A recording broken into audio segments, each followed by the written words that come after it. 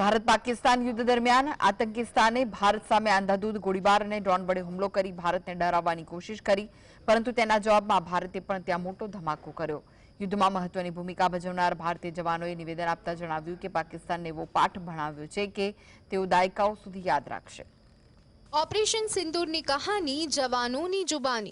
भारतीय जवानों नो पाकिस्तान ने जड़बातोड़ जवाब। भारत पाकिस्तान युद्ध विराम बाद नियंत्रण रेखा एटले के एलओसी पर शांति है, परंतु युद्ध समये एलओसी पर महत्वनी भूमिका भजवनार भारतीय जवानों थी सांभळीए के त्यारे सरहद पर केवी स्थिति हती। नियंत्रण रेखाना अखनूर सेक्टर में भारतीय सैनिकों साथे बातचीत करता समये जवानोए स्पष्ट शब्दों में जणाव्युं के गोळीबार पाकिस्ताने शरू कर्यो, परंतु विनाश भारते सर्ज्यो। भारतीय सैनिकोए दृढ़ताथी कह्युं के पाकिस्तानने एवो पाठ भणाव्यो छे जे तेओ दायकाओ सुधी भूली नहीं शके अने भविष्यमां कोईपण कृत्य करता पहला 100 वखत विचार करशे। भारत माता की जयना नारा लगावता जवानोए ऑपरेशन सिंदूरनी सफलता पर गर्व व्यक्त कर्यो हतो। इस वक्त हम ऑपरेशन सिंदूर का हिस्सा हैं। हम आईबी पर हाई अलर्ट में तैनात हैं। ये पीछे जो आप एरिया देख पा रहे हो, ये वो एरिया है जहां से दुश्मन अक्सर इन्फिल्ट्रेशन की कोशिश करता रहता है, और ऐसी ही एक कोशिश उन्होंने 8 और 9 मई की रात को की थी। 8 और 9 मई की रात को दुश्मन ने हमारे ऊपर अचानक फायरिंग की, और उस फायरिंग की आड़ में उसने इन्फिल्ट्रेशन की कोशिश की। मैंने और मेरे साथियों ने उस इन्फिल्ट्रेशन की कोशिश को अपने ऑब्जर्वेशन इक्विपमेंट की मदद से डिटेक्ट किया, दुश्मन पर अचूक फायरिंग की और उसकी घुसपैठ की कोशिश को नाकाम किया। हमारी फायरिंग का नतीजा ये निकला कि सुबह तक दुश्मन अपने घुटनों पर आ गया और उसने अपनी पोस्ट पर वाइट फ्लैग लहरा दिया। हम अपने देशवासियों को यह यकीन दिलाते हैं कि जब तक भारतीय सेना देश की सरहदों पर तैनात है, तब तक कोई भी इस देश की तरफ आंख उठाकर नहीं देख सकता। हम अपने देश के दुश्मनों की हर नापाक हरकत का मुंह तोड़ जवाब देंगे।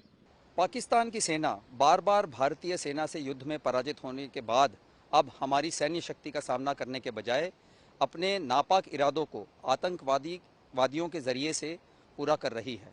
पाकिस्तान सेना लाइन ऑफ कंट्रोल और इंटरनेशनल बाउंड्री में उन इलाकों से जहां नदी का क्षेत्र हो या दुर्गम इलाके हो, वहां जहां फेंस नहीं है, वहां से घुसपैठ कराती है।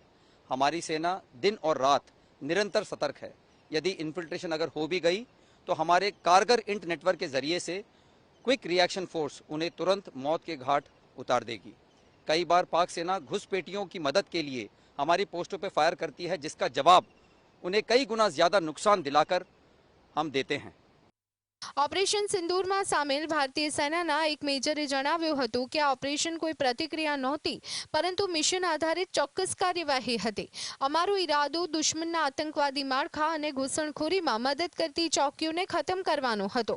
अमे आ माटे मानसिक, व्यूहात्मक अने लॉजिस्टिक रीते संपूर्णपणे तैयार हता। पाकिस्तान तरफथी भारे तोपमारो थयो होवा छतां गर्वनी वात ए छे के अमारी तरफ कोई जानहानि थई नथी।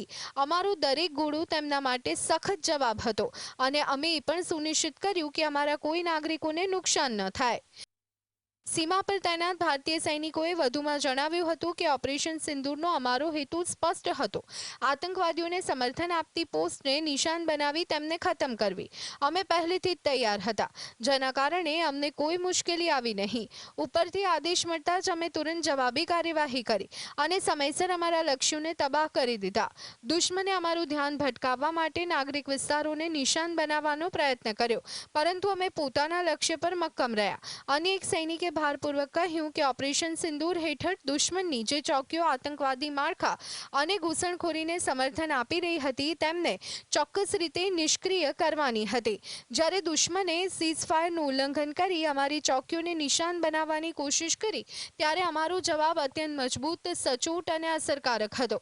આ દરમિયાન આર્મી ચીફે લોંગેવાલા પોસ્ટની મુલાકાત લઈ અને ઓપરેશનમાં સામેલ જવાનોને અભિનંદન પાઠવ્યા અને કાર્યવાહીની સમીક્ષા કરી। Bureau report GSTV।